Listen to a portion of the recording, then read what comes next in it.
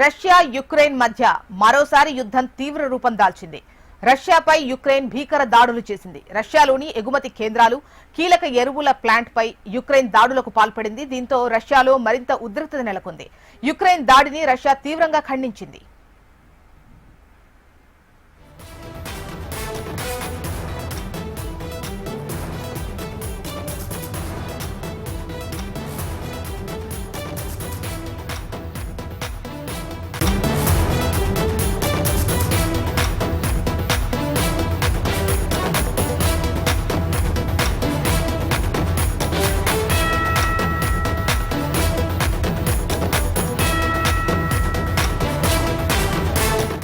Russia Ukraine మధ్య మరోసారి యుద్ధం తీవ్ర రూపం దాల్చింది.